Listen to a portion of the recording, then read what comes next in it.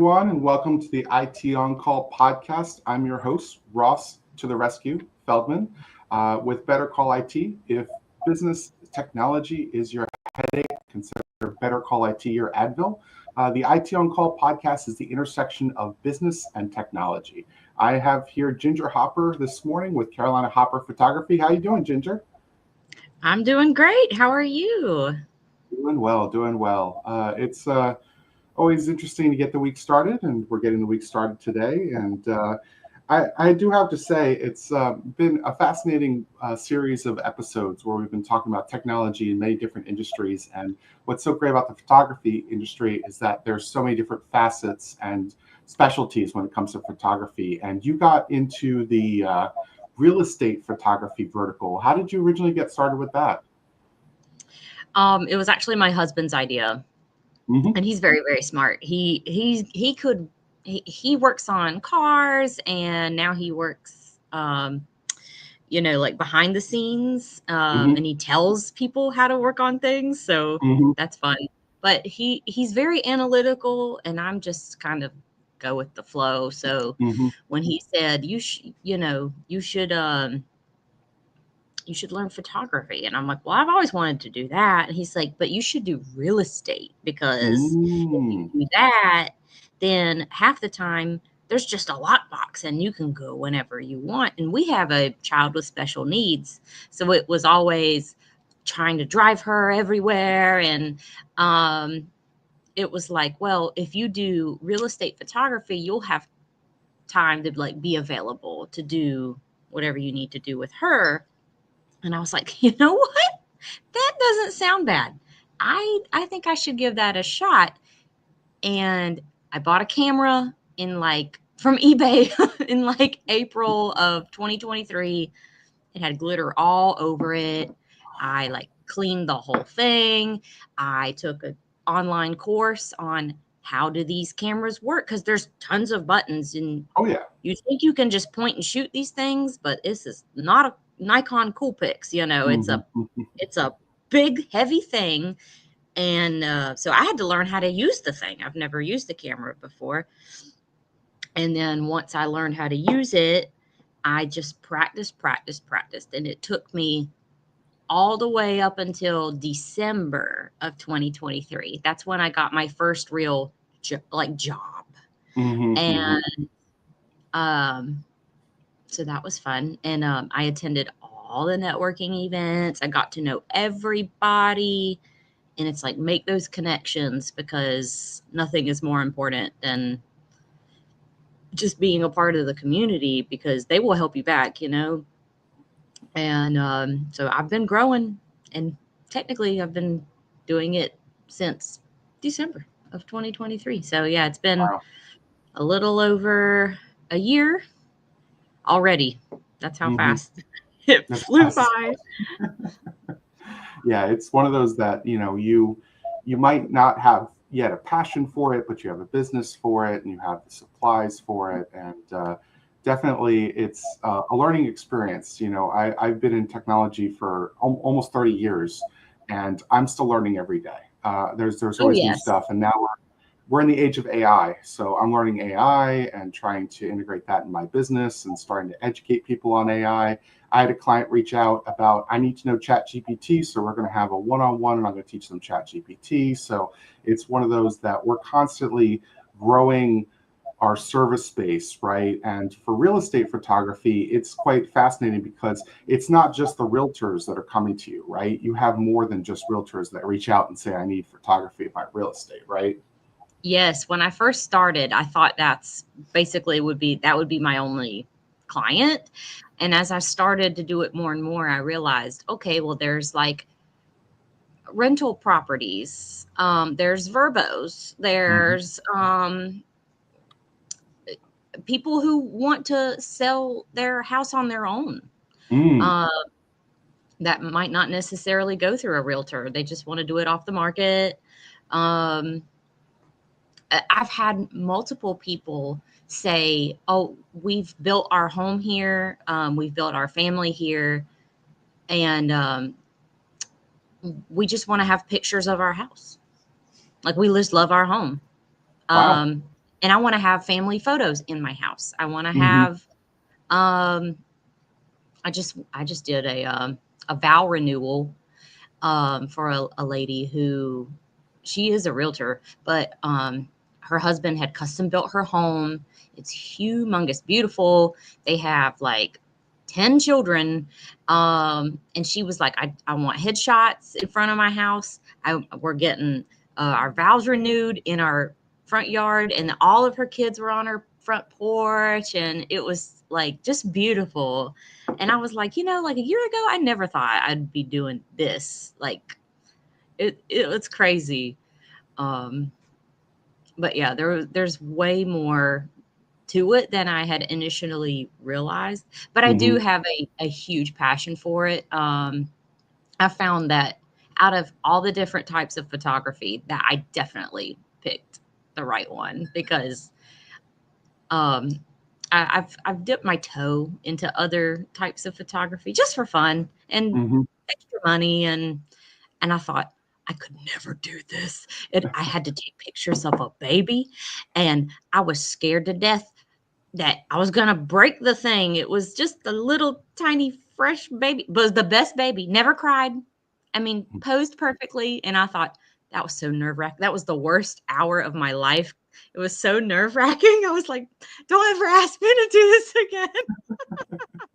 I'm like, The I love whole newborn. objects that don't talk back to me and don't blink and don't have Yeah. hair and don't have pores in their skin. Like, I love taking pictures of a home because I can go in. I don't have to talk to nobody. I'm such an introvert that I'm like, Yeah. snap, snap, snap. Okay, and then like lock up and leave. It's the best. Do you feel like you're spending a lot of time in post editing? Like, because I know you can AI enhance the lighting and you can add furniture to an empty house. Have you dabbled a Yes. lot in that? Yes. Even like removing objects is probably the biggest one. Hmm. Um, especially you go into a home and everybody's got that one room that they've stuffed everything into it. And then I'm like, I still have to take a picture of that, right? Like, do you want to see it like that? Or do you want me to like virtually clean it to make it look like there's nothing in there? And they're like, you could do that. I'm like, yeah, but you're going to have to pay me a little more, but I can do it. Um, and if I don't have time to do it, the good news is there are people that I can contract out to do it for Exactly. me. Exactly. So, when the timing is right and whether or not I feel like I want to do it, I can just hand it off to somebody else. So that's the good thing about technology, is all you got to do is, you know, look up an editor, and Hmm. you can just send it to them and they'll do it for you. So that's always nice, especially with these the object removals. I just don't have the time to do it. But AI is integrated into my um, Adobe Lightroom. Yep. It is I know it's in Photoshop, but I don't have time for that. I can change the sky. There's just so much to learn. Like, I could spend a whole year trying to figure out everything available in Photoshop. It's crazy. But I have been using it in Lightroom, and oftentimes I'm taking a photo of like a bathroom. There's a mirror, and I'm in it. I'm just going to be in it, and I'm just going to have to edit myself out of it later. Yes. And sometimes it works great, and I just highlight myself and hit remove, and it'll remove me. And Hmm. other times, I think AI just goes, "Oh, you know what that looks like? Let's put this here." And it just will generate something crazy, and Right. I'm Right. like, "Do I look like that? No, I don't." Oh, it's the things I've seen. I could just tell you. And that's the Oh, thing, is you're definitely you're dealing a lot with the unknown and the guesswork that comes along, because AI, it has the ability to sort of make up a mind of its own, and you just like, where did you get that from? I use AI in yeah. my podcast. I use AI in my podcast descriptions, right? So when I'm producing the podcast and I put out my description, I say, okay, research my guest. Here's a link. give me a podcast description, and it comes up with the most random things for us to have like summarized to talk about. And I'm like, that's not quite right. And then I have it do a podcast summary at the end to do the podcast description of the actual produced file. And it was funny because I had Joe Hayes on here, and Joe is spelled J-O, but it doesn't know that from the audio. So it kept on saying J-O-E on the podcast description. So I had to go edit that out. And I was like, oh, no, that's not right. So yeah, every AI needs its editor, right? To come after that's it. true. Have you worked a lot with drones and drone photography? Yes. Yeah. So I have a teeny tiny one. So there's all different types of drones that do all kinds of different things. I have a much simpler one, but I love it. It's very small, it's packable, it's very lightweight, so you can take it with you hiking and things like that. And when I pull it out, everyone just goes, "Oh, that's it? Now that's it?" And I thought, "Don't worry, this little baby, it's arguably it takes better outdoor exterior photos than my actual DSLR camera. Arguably, Yeah. I don't, and the lens is like this. I mean, it's so tiny. I'm like, how How can do you you do that? But it can see so much, and I love using my drone, but I'm worried that everyone is going to be upset if I pull out my drone, but no one's been upset yet, and I think I'm just kind of waiting for the day when someone goes, "Why do you have a drone out here? I'm gonna shoot it down or something," and I'm like, "No, it's fine. I'm just taking a picture. I'm just taking a Don't picture." don't do it in Uh, New Jersey. Yeah, definitely. I did one time. One time I did have to. He never came out. There was an older lady who had come out and said, "Oh, the man next door, he's like a veteran, and he's a little like off." And she said, "I'm gonna call him real quick and tell him that it's Mhm. okay." And I was like, "Yes, please, please do. I'll be hiding behind my car. You tell me when I can come out." Like, but but for the most part, it's been very easy, and that has been its own learning curve. So that I'm Mhm. also took another course on how to fly the drone and learn Mhm. everything that it can do, because it can do a lot more than just take pictures. I Right. use it to make those videos as Mhm. well. So Mhm. anytime I'm doing like a land listing, especially, like I can only fly it so far from me, or it's going to lose contact, or I can only fly it so high due to like certain restrictions. There's lots of, and that's just North Carolina. Like, I don't know what it is in other states. I'm sure there's different rules and regulations and laws and all that good stuff, and they can change like at any time. So I'm also subscribed to like an email um service that will keep me updated, like with any changes. There was lots of different changes last year, going back and forth between how high you could go and like where you could go. And at one point it was like, are they even going to be banned at all? Like, or are they going to be banned? Right. There was a question where I was like, "Oh, should I hurry up and sell it? Because if I'm, like, I want to get my money back." But they're very useful, Mhm. especially in um, com- communities where you have a points of interest nearby. I just did a house near Albemarle, and it was my first job where they had wanted me to like put the points of interest into the photos, and Gotcha. I would use Canva.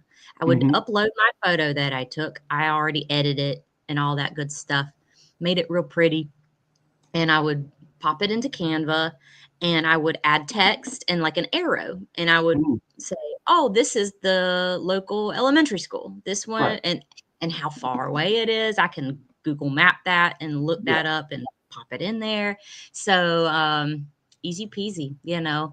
Um, yeah, I think, and then those land listings that are, you got to show off all that land. I did one that was pastures and pastures, and it just kept going and going and going.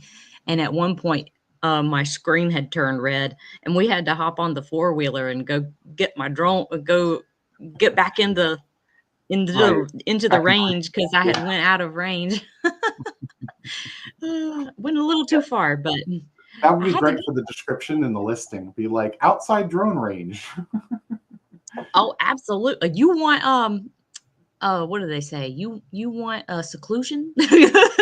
Well, this is it for you. That's the way to do it. That's the way to do it. Yeah, and you've got the overlay, right? Because you've got the survey that they get done by the engineering firm, right? And they're be able to get the dimensions of the land and what it looks like from that satellite, because you can grab satellite photos from Google Maps as well, right? But, how current are those satellite photos? So you try and get the best shot you can as high as you can go. I mean, it's one of those that you talk about North Carolina and, being close to South Carolina. Are you from Charlotte originally?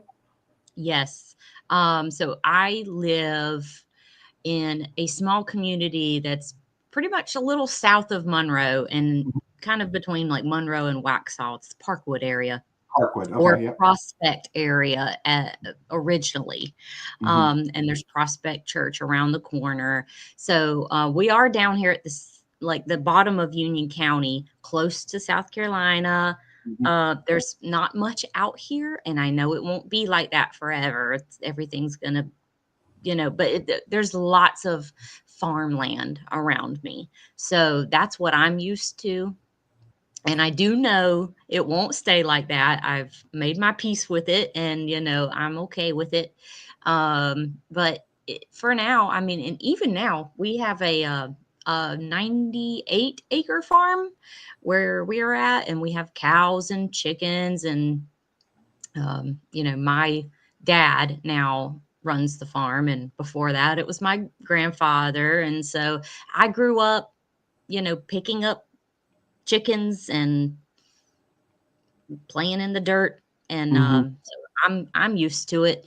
But we're still pretty close to Charlotte, not far from Albemarle, Pageland, Hmm. Gastonia, um, Rock Hill, Lancaster. So I've kind of made like my little bubble, the Right. circle of Right. like, okay, well, that can be my service area. So that's kind of where I've marketed my services, and it's been working out pretty well. um there's a question of like whether there's a question now of whether we should move, and I thought, well, I mean, if we do, I'll have to start all over, but like I've already done it once, Right. so it's not out of the question. But I'm like, do we really want to move? I don't know, but if we have to, we have to. And I know I'll be okay because I've already done it once, and it took me probably about a year to get where I'm at now, comfortably getting um, work consistently each week. So Yeah. that's, and if you really bust it, yeah, that's how long it will take. And but at least I don't have to learn how to do X, Y, and Z again. Like I already know how to do those things, and I'm still learning something new every day. I just would have to rebuild relationships and kind of learn a new area and all of that. So that's going to be interesting if that does happen. But I know it'll be fine. Yeah. And that's one of those things is that, your portfolio, it travels with you, right? So you have that Yeah. experience. The buildings are still buildings, the homes are still homes, right? And so your business can travel. You just have to rebuild your network. And Yeah. you've already done local networking events, you've already done the Chamber of Commerce. So it's just like plug and play the next location. And that's the thing is like in the South, it's going to be a lot of your relationships, right? Whereas somewhere Mhm. else it might be, are you in a magazine, are you transactional, things like that. So it all depends on your locale and where you're located. And I work remotely with my clients, but I prefer my Charlotte bubble of service area just in case I need to do something in person. I can go drive to that person and service them but I can work with them remotely. I've got clients that are in DC, Philadelphia, Arizona that have all moved to those locations and still work with me. So having that flexibility is key. When you are, getting your packages together, have you created custom packages, or you try to get everybody into a niche package? Well, so that was the toughest part for me, was figuring out my pricing, and then what packages to provide. I've changed that so many times, and I finally just decided, okay, you know what? I had to do a lot of research on what other people in the area are charging, what are they providing, what are their packages, what do they look like? And I also, when I met people, I would ask them, what is it that you need? What would, Right. if you were to use me, what would you use?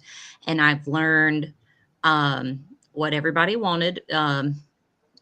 There's people who want just photos. That's it. Nothing else. There's people who want photos, a floor plan, and a twilight photo. And then some people want all of that, and then like a video. So I said, okay, I'll just make a standard package. And then I wanted to provide something for free, something that only takes me like 5 minutes to do. And that would be a floor plan. I just use my phone. I use an app to scan it, and it will generate a floor plan for me. And I thought, okay, well, I can just offer that as part of the service. Yeah. So that's what I did. And I said, I need to do my own thing, and I need to make sure that everybody that I service gets what they need. So, and I said, okay, I'll have a basic package, but I'll just price it by square foot. Right. So depending on the size of the home, that's what it will be. And then everything else will be an add-on. But don't make it extremely expensive, because it's not for me.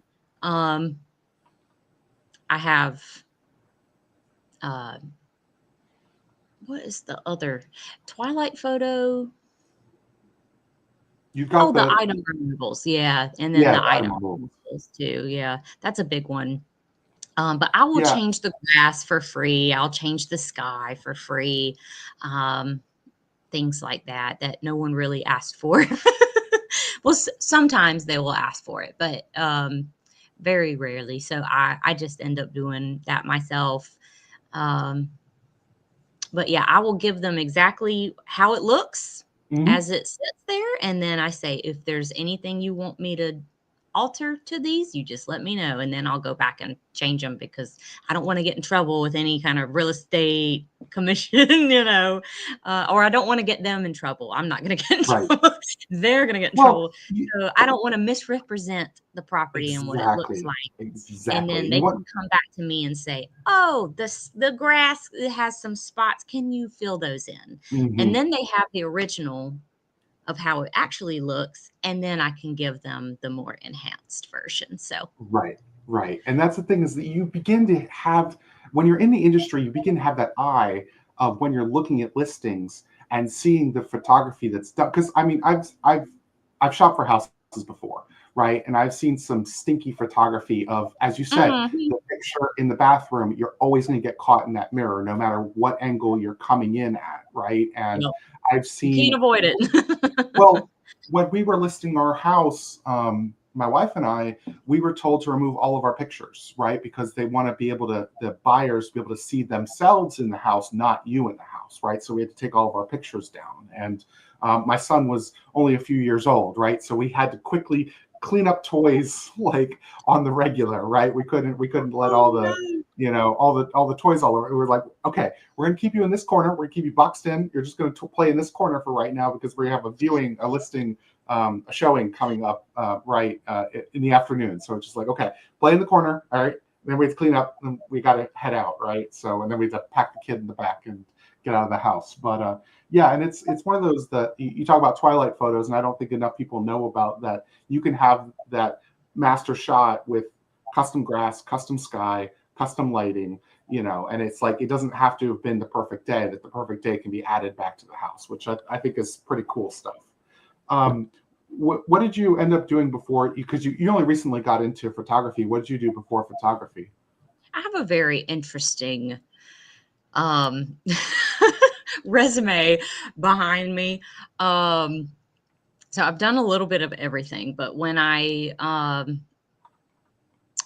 used to go to school for music, Mm-hmm. and I was wanting to do teach music, Mm-hmm. and something had came up, and I wasn't able to do that anymore. And I thought, well, what am I going to do now? Like, my whole life has been about music, and I thought, that's not really what I want to do. Like, what do I want to Mm-hmm. do? Okay, I want to help people. And then I thought, okay, well, let's do it. So I went to community college and got my associates in, I almost said social work, but it's like social work, human services. Human services. Okay. Yeah. Mm-hmm. Human services technology. And I thought, okay, so I can do something with that.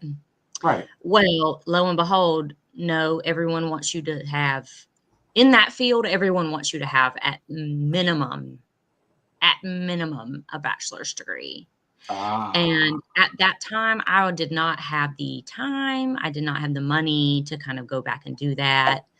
And I thought, did I just do all of that for nothing? I worked at a group home with individuals with special needs. I did that for 2 years.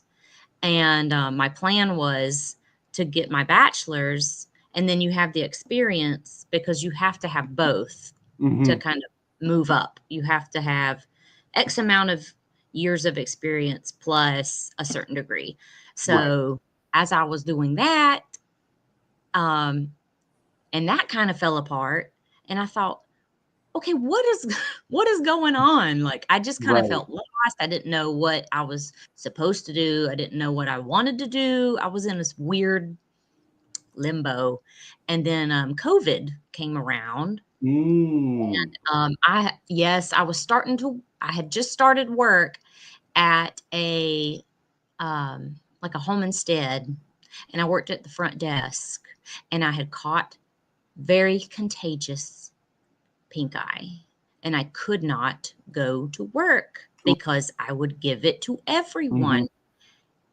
But when Right. and I had a doctor's note, I had everything, and they let me go because of Mm. they said when I signed the contract, all the paperwork, they pulled out one paper and said, look, it says if you miss 3 Wow. days in a 90-day period, then we have to let you go. And I just was like, Wow. this was not meant for me. Obviously, if I have to stay home to take care of myself and to make sure you guys don't get pink eye, and I'm punished for it, I don't need to work here. So that was my sign of Right. like, well, that's not meant for Yeah. That me. does. I felt even more lost than before. And I'm like, this is not the time. I have to make my own destiny. And I just, COVID had came around. No one was hiring. Everyone was working from home. And I thought, okay, what can I do right now? Oh, I can start an eBay business. So I started Mm-hmm. cleaning out my closets, and I found all kinds of stuff that maybe people gave me for Christmas that I never opened. And that, I thought, well, maybe that's worth a couple bucks. So I made an eBay store, and I listed everything online. When it sold, I'd ship it out. And I thought, okay, well, I could do this. I could like treasure hunt. So I would go into like thrift stores and stuff and find Oh yeah. like cowboy boots and things that people don't want, and go home and clean them up and sell them for money. And I didn't make a ton of money, but it was enough to keep me going. Yeah. And I thought I did that for a few years. And that's when I realized, like, after COVID kind of like started going away, people would stop buying. So they Mm-hmm. were buying while they were stuck at home. Right. And I think that's what made it successful. But then it started to not be as successful. And I was like, okay, I need to change gears here. So that's when I decided I would try photography. I thought, well, Mhm. hey, I have an eBay store, so if it doesn't Right. work out, I'll just sell the camera. Like it's fine, Exactly. and then I'll just try Another item. something else. Yeah. And I thought, I just got to roll with it. We're gonna do something. But once I started to create my business, I think that's when my passion really got fueled, and I was like, oh, this is mine. Like I own this business. This was the first time I ever that I ran myself and I Right. didn't work for someone else Yes. doing what they're telling me to do. I Right. can On their do policies. my Right. own thing. And I think that's what really helped me take off. But, I busted my behind. Every single day, I don't ever take a day off. But that's me. I have to stay busy. Right. I highly recommend, yes, you take a day off. Yes, you have to take care of yourself. But you know, as a mom with special needs, you don't, even if I have a day off, I'm worried. I'm anxiety filled. I have to, like I have to do the things that I need to do. But if you put in the work and you really are passionate about it and you learn and you make mistakes, but you learn from them and just realize nothing's going to be perfect and you're not going to make everybody happy, but try your best to just learn all that you can and be adaptable, change your price list, update things and don't be afraid to change because like technology is everywhere. It is a tool. It's to help us. And, if you can't adapt with that and if you can't kind of change and learn everything that has to do with that, it's going to be real hard to make it. So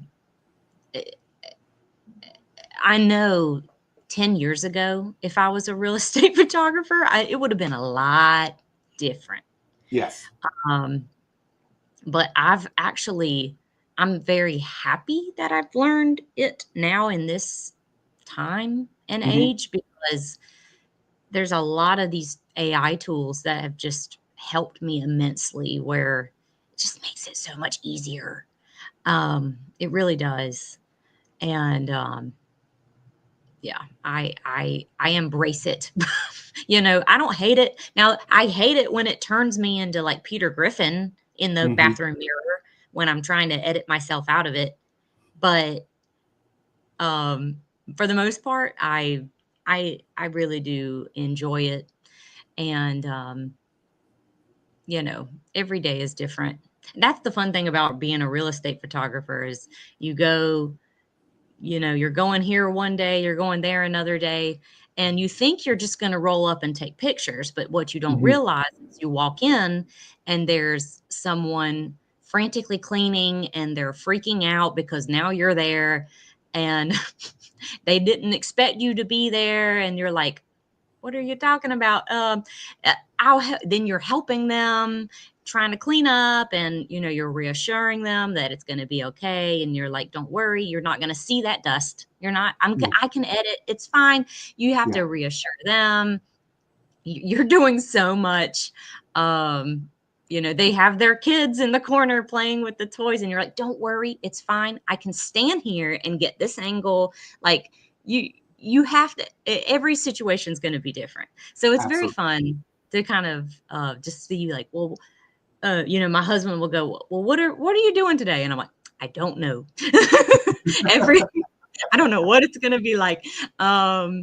Because a lot of the times, um, sometimes I can pre-plan.